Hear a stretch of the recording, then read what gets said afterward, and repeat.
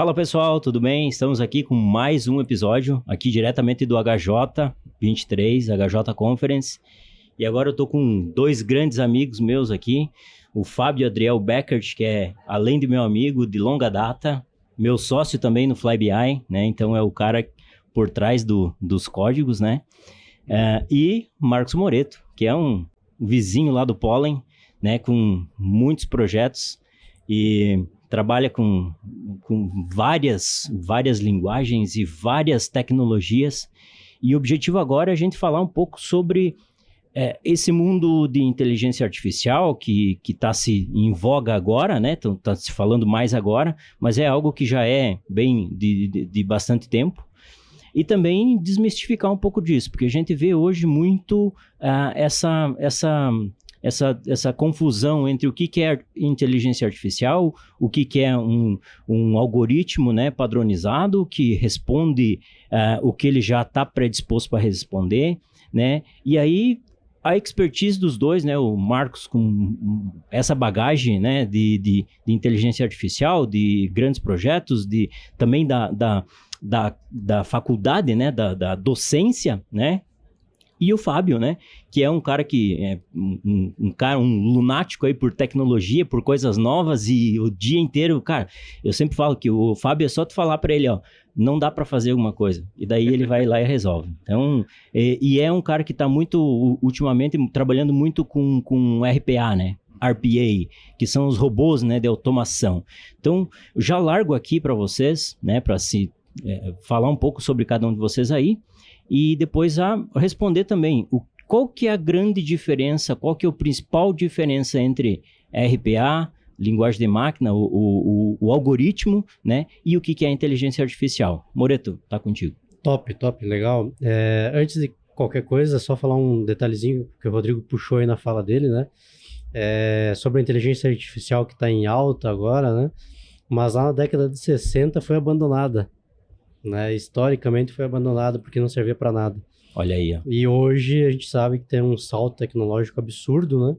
E tá em alta, todo mundo sabe o que é inteligência artificial, né? Ou pensa que sabe, né? Mas todo mundo sabe o termo, né? Pelo menos agora. Então, como o Rodrigo falou, eu sou Marcos Moreto, sou docente lá da Unichapecó. Já estou na estrada há bastante tempo. Conheci o Rodrigo lá no início, né, Rodrigo? Posso falar o tempo aqui? 2002. 2001. 2001, isso, 2001, 20 e poucos anos aí já de estrada, né? Já passamos por bastante coisa, né? Eu brinco que naquela época que a gente trabalhava lá, as coisas funcionavam porque Deus queria, né? Porque não tinha a lógica que o negócio funcionava. É verdade. Aquelas máquinas antigas lá. É verdade.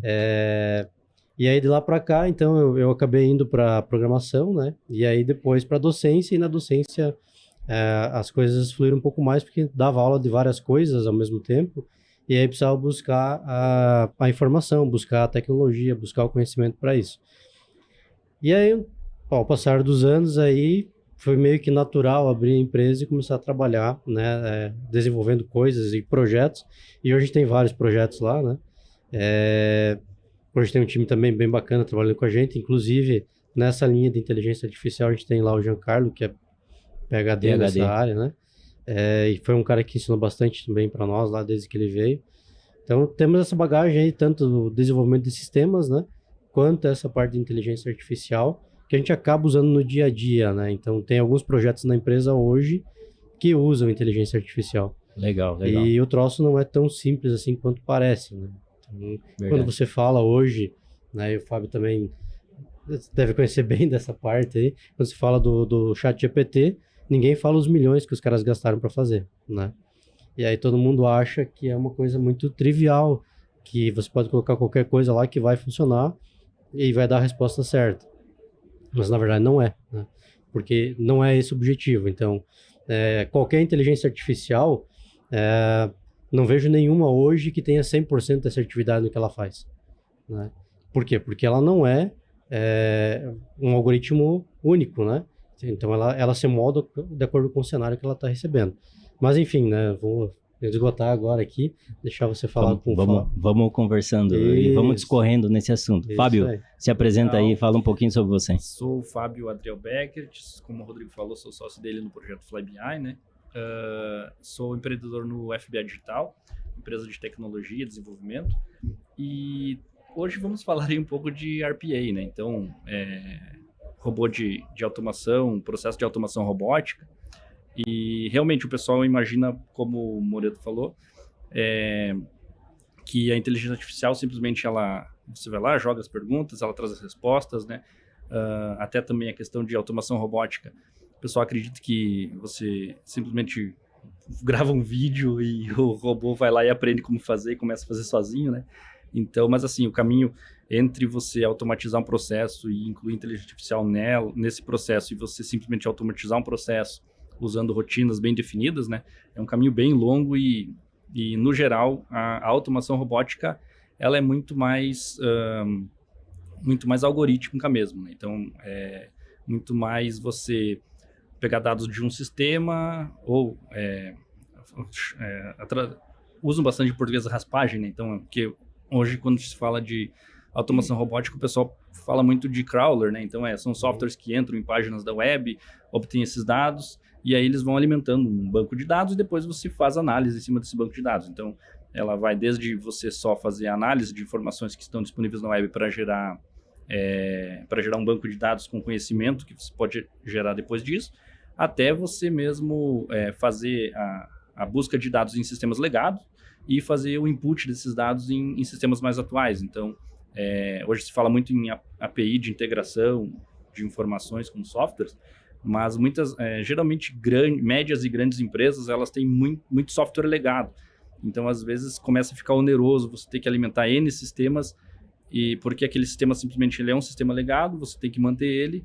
Então, eles têm pessoas fazendo esse processo. Então, aí a automação robótica, ela acaba vindo bem a calhar nesse aspecto. Legal, Fábio. Mas então, RPA, automação robótica, ela vem para fazer processos que já têm uma lógica pré-estruturada e é possível que tecnologicamente você execute aquele trabalho, mas não tem nada de inteligência nisso, certo? Exatamente. Então, como que é feito isso? Olha, existem vários softwares, existem softwares de mercado que as empresas trabalham, como é que se diz? Existem softwares que você programa eles, né? Então, qualquer forma que você vai fazer um RPA, você tem que desenvolver a rotina que ele vai executar, né? Então, existem desde softwares proprietários, que são utilizados para você fazer essa programação, né? O FBA Digital, a gente tem um software proprietário que é um misto de várias ferramentas que a gente utiliza quando a gente faz automação, né? Porque existem várias formas de você automatizar. Então, desde eu quero automatizar uma... Dá um exemplo aí. Vamos lá. Eu quero automatizar algo que a aplicação ela está na web, né? Então, quando o aplicativo ele está na web, você consegue automatizar isso usando leitura do próprio código HTML que é gerado nas páginas, fazendo interceptação do tráfego, né? Então, você captura o tráfego durante o trânsito dele, entre a requisição e a resposta. Então, essa é uma forma de fazer a captura, né? E existem outras formas que são softwares legados, que aí, basicamente, você pode usar a técnica de interceptação de tráfego, dependendo da aplicação, e aí você consegue capturar. Você programa o robô para ele executar ações e você captura o tráfego entre o computador, enfim, o servidor, e você obtém os dados dessa forma, até a forma mais, digamos assim, morosa, né? E menos assertiva, que é através do uso do ACR mesmo.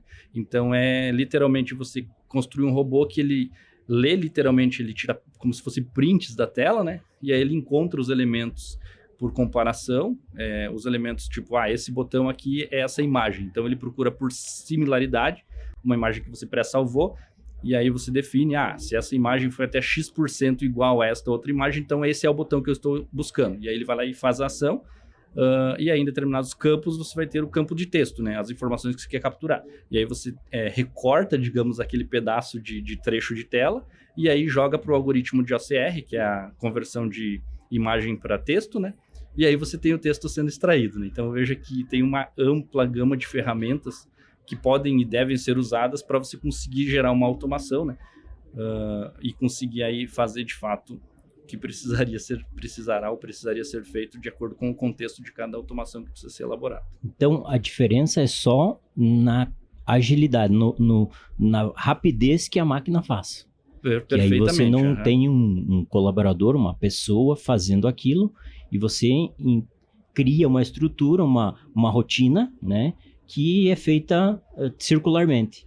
Perfeito. Até que Uhum. alguma coisa saia fora do padrão e ele vai parar. Ou ele vai fazer outra coisa, enfim, você vai concatenando. É Exato. isso, né? De forma sucinta e resumida, exatamente isso. Uhum. E eu acho que aí tu pode adicionar um outro item, cara, que é a assertividade do negócio. Perfeito. Então você não tem mais o erro humano nessa etapa, entendeu? Ah, digitou um e-mail com 2 arrobas, né? Digitou qualquer coisa assim, porque ele consegue também tratar as entradas. Legal, colocar, né? Sim, bem lembrado. As duas principais funções da automação robótica é você deixar com que os humanos façam tarefas mais nobres, né? Então você tira essas tarefas que precisa pensar, nobres, né? Também, né? Então assim, principalmente, né? Então geralmente as tarefas que elas são repetitivas e elas têm poucas mudanças na execução delas, elas são super bem implementadas com automação robótica. Então, como o Moreto falou, a questão também da assertividade do processo, né? Então, com o robô você consegue validar se aquelas informações elas estão do jeito que deveriam estar, e aí você consegue fazer, às vezes, reprocessamento, né? Então, você comentou antes, ele faz uma determinada ação e fica repetindo isso em loop, né? Então, o tempo todo ele fica fazendo a mesma ação. E aí que entra a questão da programação, que eventualmente o software trava, eventualmente a internet cai, então aí você precisa fazer tratativas para o robô reestabelecer e voltar de onde ele estava, né? Então aí tem várias técnicas também, né? Desde você simplesmente repetir indefinidamente um processo até que ele fique ok, né? E fazendo validações dos dados que estão sendo recebidos. Então você consegue garantir que muitas vezes que aquele processo ele vai ser executado com fallbacks, né? Então, Sim. às vezes, a forma convencional que o usuário iria fazer tal ação é esta. Mas, se ele tentar depois de X vezes fazer dessa forma e não conseguir, então ele pode usar uma forma alternativa. Ou, muitas vezes, workflow mesmo. Então, às vezes, a tarefa ela é 90% das vezes que uma determinada tarefa tem que ser executada, ela sempre vai ser esse o resultado dela. Mas existem 10% das vezes que um ser humano precisa definir se ele vai ir para o caminho A ou B. Então você pode tratar com workflows e aí envia um e-mail, por exemplo, com 2 botões para um ser humano ir lá e dizer, não, esse caso aqui ele tem que fazer isso ou aquilo. Então você consegue fazer automação híbrida, né? Você tira o maior volume repetitivo do ser humano e deixa a decisão para o ser humano na parte dos 10% que sobraria, né? Então... Perfeito. Legal, já entendemos bem a parte do robô, né, de automação, mas agora, Moreto, qual que é o contraponto? O que o robô de automação não faz que a inteligência artificial pode fazer por nós? Então, contextualiza um pouco mais sobre a inteligência artificial e dá um caso também, para a gente conseguir transmitir esse conhecimento para as pessoas, né, o que é, diferenciar bem isso, porque hoje eu vejo no mercado que inteligência artificial vende muito bem, né? É fácil, né? É legal, né? Tá muito em alta, né? E aí, às vezes, a pessoa tá comprando gato por lebre, né? Porque, na verdade, não é. Na verdade, é outra coisa. Ou é um algoritmo e também não tem nada de depreciativo nisso, né? Um RPA, um robô de automação, cara, tem sua elegância, né? Sua necessidade e ele é muito importante para alguns casos. Mas está se batizando algo que não é, né? Então, contextualiza para nós o que é a inteligência artificial. Como que se diferencia a inteligência artificial de um projeto, de um robô, de um RPA, de um algoritmo estruturado? Não, legal. Bom, acho que quando você procura um robô de automação, né, o teu objetivo é pegar uma tarefa, né, a maior parte das vezes, extremamente repetitiva, que você vai precisar executar num tempo melhor do que um ser humano, né? Que também não tem o erro que o ser humano vai te trazer, né? Mas aquela tarefa, ela é sempre a mesma, né? Sempre do mesmo jeito. Legal, exatamente. Uhum. E aí, quando você tem exceções, né? O Fábio comentou aqui que manda um e-mail para um ser humano fazer lá tratar essa exceção, né? Vamos dizer assim, fazer o fallback da exceção, né? Perfeito. O fallback do fallback. Exato. E aí, quando você vai para uma inteligência artificial, né, você vai para uma máquina aprender a fazer alguma coisa.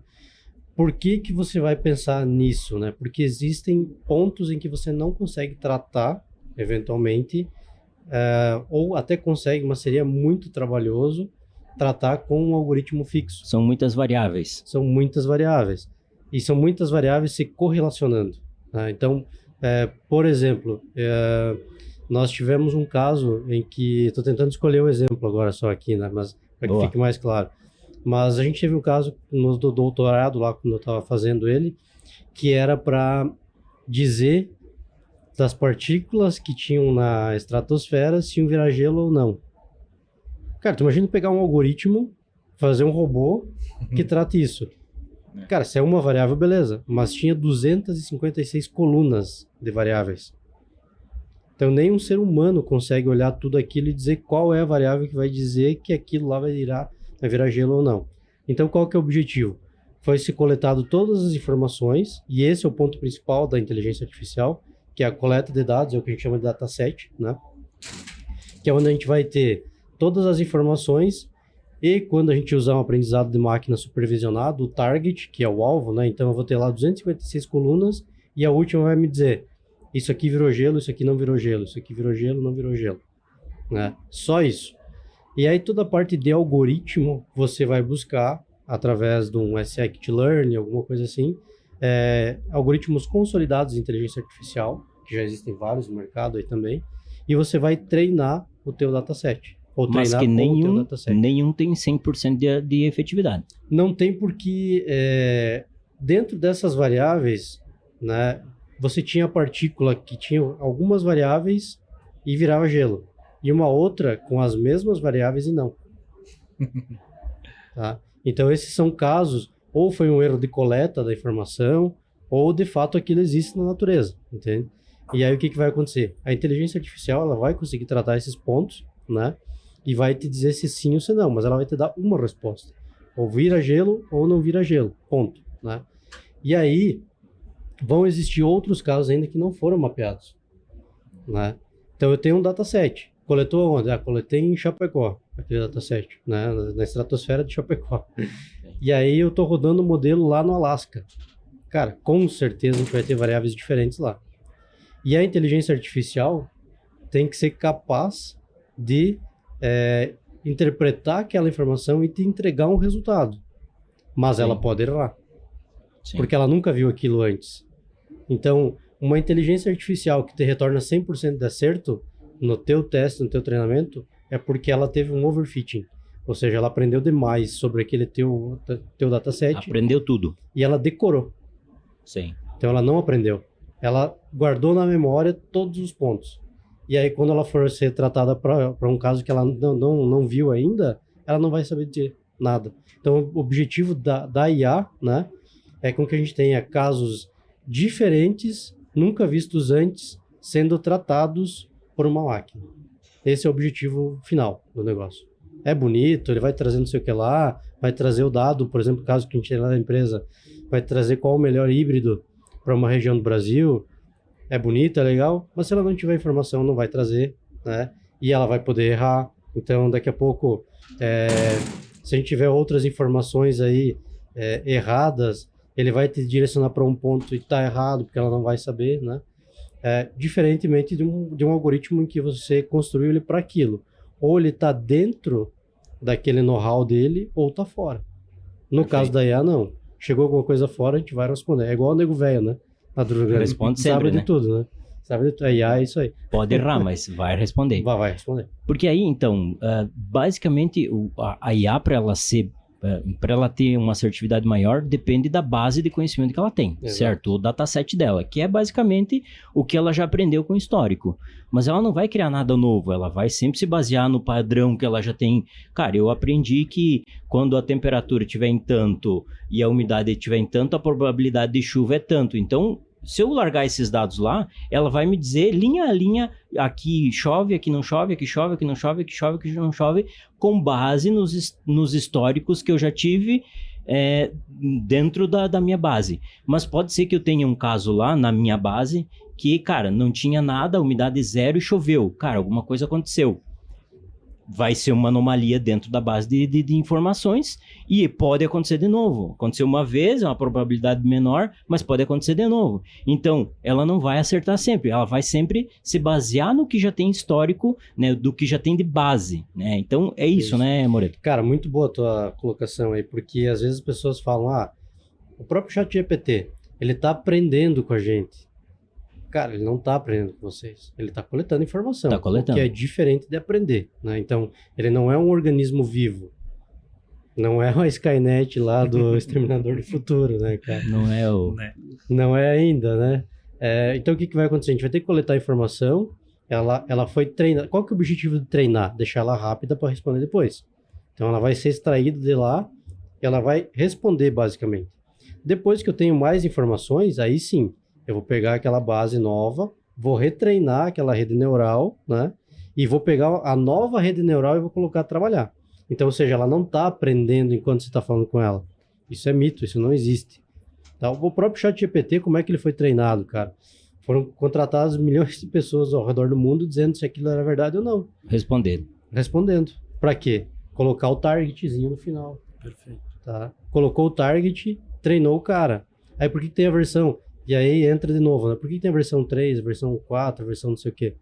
Porque é treinamento diferente. São treinamentos então, específicos. A primeira versão até 2021. Os caras ficaram 2 anos treinando antes de liberar. Legal. Então, não tem mágica aí. É um processo demorado, extremamente demorado. E às vezes dependendo do caminho que você toma para treinar a rede neural, você não tem o resultado esperado. Você tem um acerto de 50%. Aí tu pega a moeda, joga para cima e tá valendo. Tá, né? a mesma proporção, né? Exato. A mesma probabilidade. Exatamente. Eu vejo que assim, hoje eu sempre trabalhei mais com banco de dados, então a gente via muito a mineração de dados, né? A mineração de dados é justamente isso, ela trabalha em cima de probabilidade de acontecimento de casos, né? De algumas coisas, né? Que aí tu, lá na linguagem R, tu aplica um algoritmo em cima de uma base de dados e ela minera aquilo ali e encontra padrão, né? Isso é inteligência artificial? Cara, de certo modo, sim, né? Até porque o que acontece, em geral, quando a gente vai treinar um modelo desse que eu estava falando antes, de 256 colunas, tem coluna que não faz diferença ali. E se você treinar, tu vai demorar uma penca de tempo a mais. Então, a gente usa o que a gente chama de PCA, que é uma redução da dimensão, para daí treinar. Então, de certo modo, a inteligência artificial, ela vai fazer o trabalho em que um programador poderia fazer. Sim. Inclusive, existem os algoritmos especialistas, né? Que é um programador fazendo. Tá? Então, são uma forma de inteligência artificial, mas não é, né? É um algoritmo especialista. Porque o cara vai escrever um monte de if lá. A inteligência artificial, no final das contas, vai ser o quê? Um monte de if, só que treinado, que vai modificar. Então, eu não preciso fazer 10 milhões de ifs. Vai criar os próprios ifs, né? E ela vai acabar construindo isso, né? A gente faz a analogia do if, né? Mas ela constrói os pesos, né? Sim. Basicamente, ela constrói os pesos para chegar no resultado. E ela tem os balanços também, que ela vai estar criando dentro das camadas das redes neurais para chegar no teu resultado final. Então, é isso que ela vai construir. E o objetivo desse qual é? Detectar padrões. Dividir as coisas, né? Então, quando a gente começa a trabalhar com redes neurais, né, uma das coisas que a gente fala é a divisão linear das coisas. O que é? Tu tem, por exemplo, 2 peixes, né? 2 espécies de peixes. Aí eu tenho lá as imagens. E eu quero que uma rede neural decida qual peixe que é. Né? Às vezes é simples. Depende da divisão que eu tenho. Então, se é um peixe muito maior e outro muito menor, eu vou ter uma divisão linear. Eu vou ter uma linha que corta os 2 campos e uma linha reta. Simples, né? Agora, os peixes têm o mesmo tamanho, têm a mesma cor, e muda uma característica da barbatana. Ou um pouquinho do bigode dele muda. Cara, não resolve assim. Sim. E aí, o que vai ter que acontecer? Pesos diferentes. Aí, tu vai fazer curvas e não mais linhas retas. Para dividir os grupos. E esse é o objetivo, né? Tanto que quando você fala... E talvez venha daí, né, essa questão, a inteligência artificial vai matar todo mundo, sei lá, né? Vai criar consciência. Vai criar consciência, que é o aprendizado não supervisionado. O que é o aprendizado não supervisionado? Não tem um humano lá olhando, mas não tem nem no outro. né? Sim. Você manda rodar o teu dataset. A diferença é que você vai ter lá o teu dataset e você não vai ter o target no final. Você não vai dizer para ela que aquelas partículas geram gelo, aquelas outras não. Você quer que ele divida aquilo em grupos. Então ela vai trazer, aí tu vai rodar os algoritmos, por exemplo, o Camédias, né, que é bastante conhecido para isso. Ele vai te trazer os grupos que ele acha que são relevantes. Então a gente está falando de um caso em que a gente teria partículas para gerar gelo. 2 grupos, ou gera gelo ou não. Mas o Camédias pode te dizer, ó, tu vai ter que ter 6 grupos. Tá, gera gelo 1, gera gelo 2, o que é isso aí? Né? Então ele vai te segmentar as coisas. Tu pode forçar ele a ter 2 grupos, tá? Sim. Mas ele vai te dizer que o melhor talvez seja 6. Sim. Baseado em quê? Nas características do ambiente que ele está olhando. Então ele está buscando padrões, né? Então esse é o objetivo, buscar alguns tipos de padrões que ele consiga mapear, mas não mapear especificamente aquele padrão, né? Perfeito. Mapear de tal forma que consiga dizer coisas que ele nunca viu o que é. É isso. Massa, legal, legal. Fábio, nesse mundo aí tem uma forma da gente conectar, vamos pensar agora no mundo totalmente automatizado, eu conectar RPA gerando uma base e inteligência artificial tomando decisão. É possível a gente usar isso para negócio? Vamos pensar num caso, ilusionar aqui um caso. Cara, eu tenho que montar uma base de informações sobre o tempo, sobre probabilidade de chuva, probabilidade de sol claro, probabilidade de temperatura. Eu poderia usar uma inteligência artificial analisando dados para identificar qual que é a probabilidade agora com essas variáveis, qual que é a probabilidade de estar lá fora sol ou chuva, né?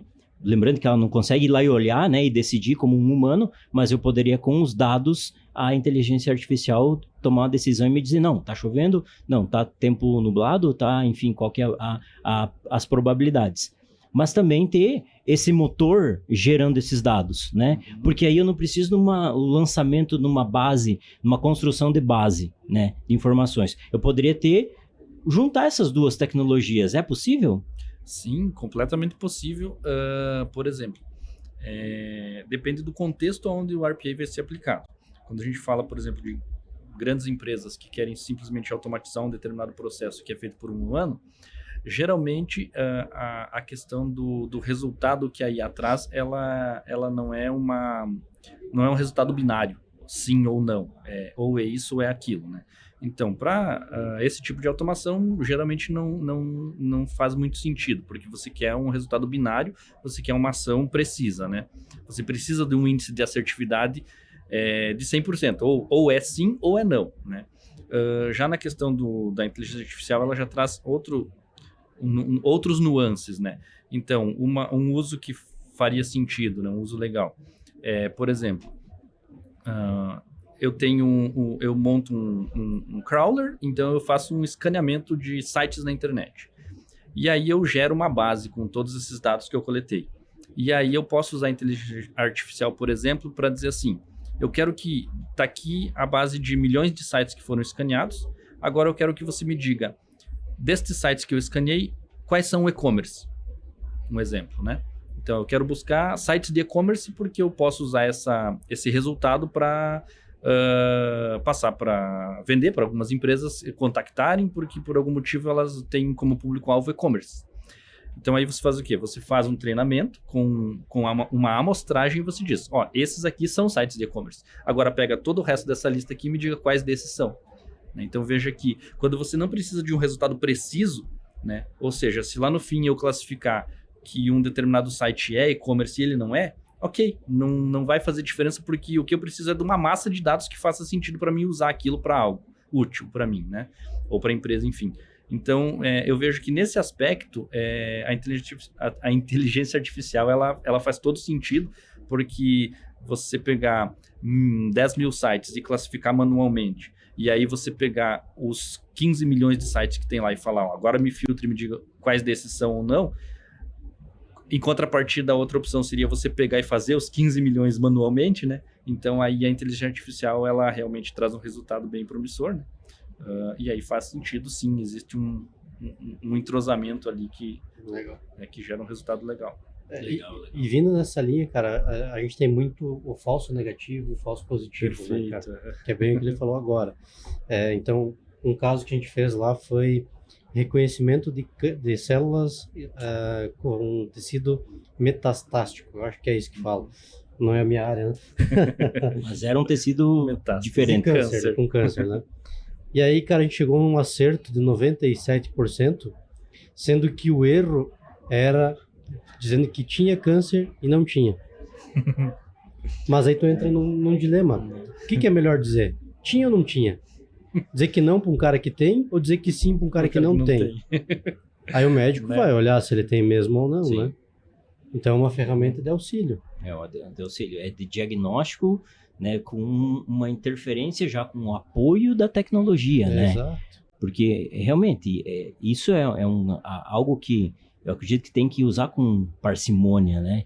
Porque tu não pode jogar uma inteligência artificial, dar um diagnóstico para o paciente. Por quê? Porque não tem 100% de afetividade, né? De assertividade. Mesmo que o próprio médico também não tenha, né? Mas, cara, se o médico falar e ele, porventura, não analisar corretamente e errar, né? É um humano para um outro humano. Mas aí tu pega, não, a máquina falou que tinha e não tinha, cara, de quem que é o erro? Quem que é a culpa, né? Quem que vai pagar por isso? Enfim, tu entra em algo mais sombrio, né? Vocês concordam com isso? Cara, eu concordo com isso. Tem um exemplo claro. O carro da Tesla, dotado de inteligência artificial, atropelou uma pessoa. Cara, virou um pandemônio. Uma pessoa. Quantas pessoas são atropeladas, humanos atropelam por dia? Por hora? Quantas? No Brasil, vamos reduzir o escopo. O cara atropelou uma no mundo. Olha, e aí já gerou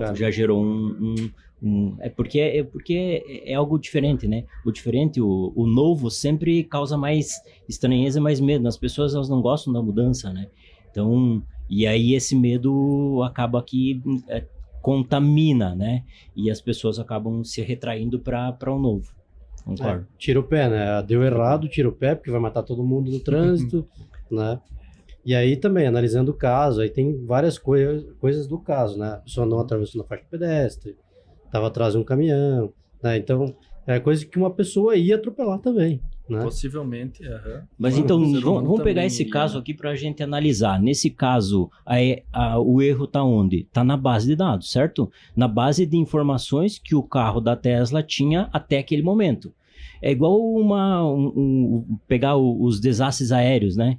Cada vez que acontece um desastre aéreo, a aviação fica mais segura, porque eles vão identificar o que aconteceu e vão corrigir aquilo. Ou seja, né, é uma análise de tudo que acontece e tudo que acontecer vai ser solucionado. Nesse caso da Tesla também seria o caso, né? Vai ser o caso, com certeza foi o caso, né? Que foi analisado, cara, onde que errou? Quem que errou? Não importa se foi o humano que errou. A tecnologia tem que estar se prevendo isso, né? Cara, se acontecer isso do cara atravessar fora da faixa ou sair muito rapidamente de trás de um ponto cego, enfim, a tecnologia vai ter que se adaptar para isso, certo? Perfeito. E tem um caso bem emblemático nesse sentido também, que dá para trazer, o exército americano queria identificar os... como é que chama? De guerra, com canhão lá que sai andando, esqueci o nome daquele negócio. Os tanque de guerra? Tanque de guerra. Esse cara aí. Né? Muito bom, né? O cara não lembra o nome do negócio. Mas é isso aí, mas é esse. Aí eles colocaram um monte de fotos pro Maiá. Isso aqui é um tanque de guerra, isso aqui é um tanque de guerra. Beleza, treinou, 90 e tantos % deu certo. Fechou. Vamos pro Afeganistão. Chegou lá, não acertava nenhum. Mas como assim? Acertava 98% e não acerta nenhum. O que aconteceu? Dataset completamente errado. Eles mostraram o dataset para IA, que tinha céu azul o tempo inteiro e um chão bonito. E um tanque de guerra no meio. O que a IA reconheceu? O chão bonito e o céu. Não o tanque de guerra. Entendeu? Entendi. O que eles fizeram? A base. Volta. Aprende tudo de novo. Arruma a base, treina, depois testa. Então a base é extremamente importante. Sendo bem construída, né? Sim. Com os dados que você precisa lá, ela vai te dar o resultado. Não existe mágica, né? Legal. Precisa de alguma informação. A IA, como tu falou antes, ela não vai criar nada do zero, cara. Ela vai aprender com o que já tem. E para aprender com o que já tem que estar escrito de uma forma que ela saiba. E aí um RPA pode ser um cara fantástico para isso também, né? Para criar os dados. Para criar de forma correta, com um padrão, né? E tem a parte que o Mariano falou legal sobre você estar com a base correta, né? Uma outra forma de você garantir a precisão que falta na IA é usando turco mecânico, né? Então, que é como eles Mechanical fizeram... Turk. Mechanical Turk, né? Que é o que eles fizeram até os primeiros OCRs, os primeiros CAPTCHAs que tinha lá, que você respondia, né? Eles, na verdade, auxiliavam, né? Eu acho que até o Moreno pode falar mais desses casos, né? Eles auxiliavam a você digitalizar livros antigos que iriam ser perdidos, né? Então, usava-se algoritmos de OCR para fazer a identificação, e aquelas palavras que o algoritmo não conseguia identificar, servia de parte do CAPTCHA, e o ser humano ia lá e resolvia, né? Então, até pode comentar, eu acho que é bem legal essa. Cara, e o CAPTCHA ele vem avançando muito nisso também, né? A própria Google hoje, ela utiliza muito como uma base de dados para alimentação da IA deles, né? Uhum. Então, de certa forma, a gente está contribuindo para Skynet. Para ensinar a IA da Google, né, cara? Quando vem um CAPTCHA para mim lá, para mim dizer o que é faixa de pedestre, provavelmente vai ser usado em alguma inteligência artificial. Possivelmente. Você já não foi, né? Porque provavelmente nesse caso ela já conhece bastante faixa de pedestre, né? Os carros da Tesla não muito. Mas sim, ele vai ser usado depois como uma base de conhecimento, né? Então precisa da base. Alguém tem que criar. Por que não uma pessoa criar de graça? Por que não uma pessoa de graça, exatamente. Show. Isso é show de bola. E os dígitos é isso também, né? Dígitos, números e tudo mais. Porque hoje você tem datasets, o MNIST, por exemplo, é um dataset bastante consolidado de dígitos. Então você baixa ele e você pode pegar a tua rede neural e treinar com base nesse cara. Tu tem um dataset já pronto. Para você treinar o teu robô, a tua IA. A tua IA, entendi. Você consegue lá pegar esse dataset e treinar. Então esse dataset já foi feito esse processo, né? Que foi lá e pegou o dígito e disse que aquele lá é 6 e não era um G, né? Ou não era, sei lá, outra coisa qualquer, né? Então esse processo de higienização de base é bastante importante. Hoje, em alguns casos que a gente faz na empresa, é uma pessoa nossa que vai lá e faz. Porque tu não tem o dataset, tu tem que construir o dataset. Exato. Ou eu tenho e ele não está adequado. Eu tenho dados errados dentro dele. Então, como é que eu vou dizer para a IA, acho que está errado, se ela nem sabe o que é certo, né? Sim. Então, eu tenho que ir lá e olhar manualmente, tirar esses dados de lá, entregar um dataset higienizado, né? Legal. Para ela. E é isso que eles fizeram lá com os CAPTCHAs, fazem até hoje. Fazem até hoje. Fazem até hoje. Legal. Tá, e agora fale um pouquinho mais sobre o negócio de vocês, como que vocês podem ajudar o pessoal que está nos assistindo com relação à inteligência artificial e com relação à RPA.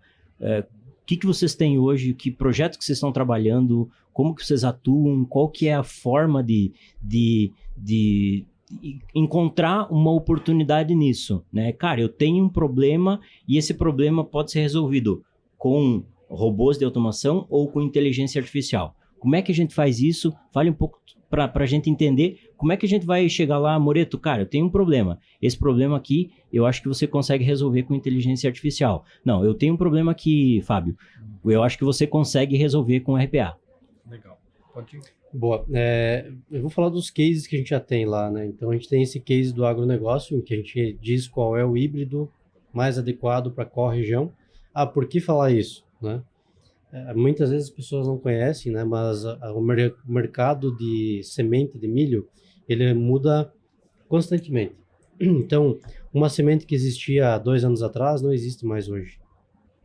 E como é que eu posiciono essa semente nas regiões que eu já atuava? Eu não sei, não tenho histórico. Nem o agrônomo não sabe.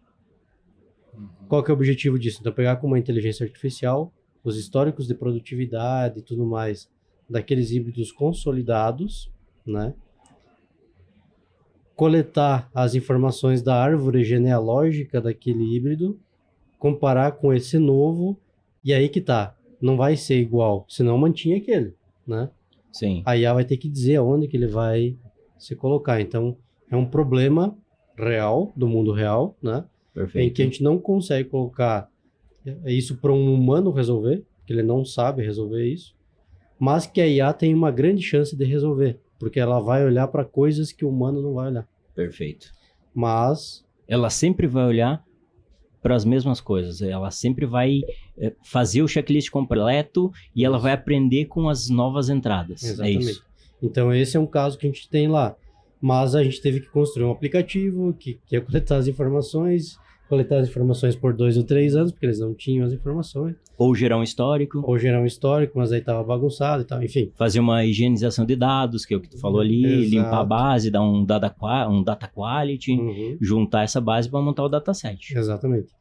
Então, esse é um caso. O outro caso que a gente tem está trabalhando, não está automatizado, esse está na estaca 05, vamos dizer 0, né? Ela é no setor financeiro. A gente já passou por várias tentativas de automação, né? Com inteligência artificial, que é para fazer basicamente o trading diário, né? Day trading, certo? Certo. Baseado nas condições de mercado. Então, o que a gente fez inicialmente? Fomos lá, coletamos um monte de informação e começamos a treinar. Mas aí é um caso que é difícil de resolver. Por quê? Não está atrelado somente aos dados de mercado. Perfeito. O presidente vai lá e faz um pronunciamento contrário. Lascou. E ele não tem acesso a essa informação. Ele só vai perceber Não tem isso. base para isso, né? Exatamente. Só vai perceber isso quando o mercado começar a responder. Já é tarde, né? Tarde demais. E talvez até tu tenha que tirar essa linha, porque ela vai contaminar todo o restante, né? Exatamente. Porque não teve variáveis monitoradas que aconteceu aquele resultado, Uhum. né? Exatamente. E aí entra muito mais facilmente nesses casos o RPA. Porque daí uma pessoa vai estar olhando, agora eu troco de RPA, agora eu coloco o B, coloco o C, né? Então, dá para resolver com inteligência artificial, mas é um desafio enorme fazer isso. Legal. Né? Então, dá para resolver mais facilmente com RPA. E aí é um cenário que você consegue construir com base em alguns dados que você está tratando, mas olhando o comportamento de mercado. Então, tem um especialista para tomar a decisão de qual RPA ele vai usar. Então, esse é um caso, né? Outro caso que a gente também está trabalhando, que também é mais simples aí de trabalhar com inteligência artificial. Predição de manutenção de caminhões, de câmara fria. Então, a gente já tem todos os dados. Agora, a gente começou a trabalhar no algoritmo para ser treinado. Então, a gente tem lá todas as variáveis, né? Tem os targetzinhos. Vamos treinar. Até agora, a gente conseguiu 5 minutos de antecedência. O que isso está indicando na minha experiência, né? Que a gente está usando um dataset atrasado. Uhum. Ou seja, ele está me indicando quando tem o defeito, quando teve o defeito. Eu preciso indicar Antes. o sintoma do defeito antes que pare, né? Entendi. Então, é essa a ideia. Então, tem que trabalhar de novo no dataset. Então, assim, dizer o que não é possível de resolver com IA é difícil, né? Basicamente, quase tudo você pode conseguir resolver com inteligência Desde que tenha artificial. histórico. Desde que tenha histórico e tenha clareza de que vai ter erro. Perfeito. Não existe 100% acerto. Legal. Fábio, Legal, vamos lá. e aí? Então, para a parte de RPA, né? Geralmente empresas de médio e grande porte fazem uso exaustivo, né? Mas também empresas de porte menor também faz sentido. Às vezes, financeiramente, às vezes não é tão atrativo no início, mas se é um problema que várias empresas de pequeno porte têm, né? Juntando várias, às vezes Aí faz sentido criar ganha um produto. Aí ganha escala e mesmo sendo mesmo às vezes a empresa sendo uma empresa de menor porte, se ela trouxer o problema até nós, a gente consegue, Tu vai avaliar se isso é um problema de mais do que um. Perfeitamente. Então, aí, às vezes, você ganha no volume, na escala, e consegue também, mesmo assim, viabilizar um projeto de RPA numa empresa de pequeno porte, né? Geralmente, o RPA é isso. Ele vem para resolver alguma coisa maçante que você precisa fazer. Então, é um processo que eu sempre tenho que fazer.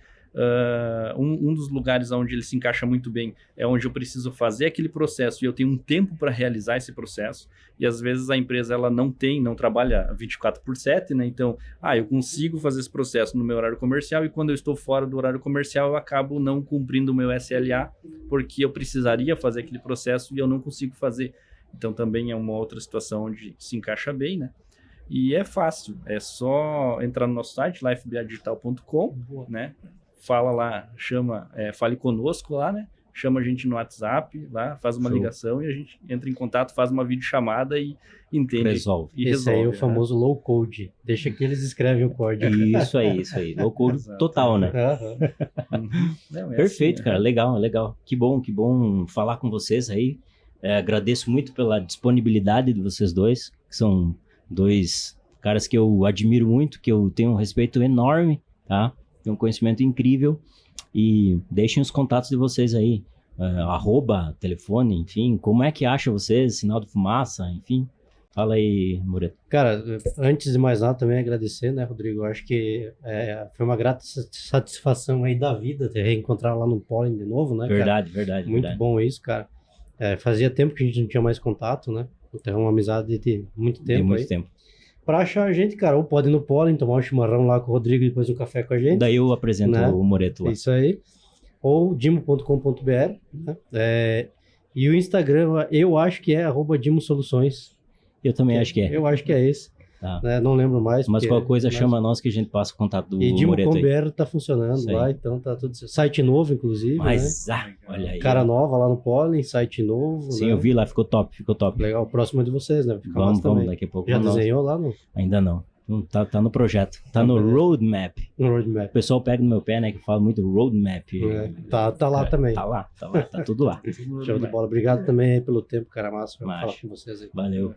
Muito legal participar do podcast aqui, né? Junto com o Marcos.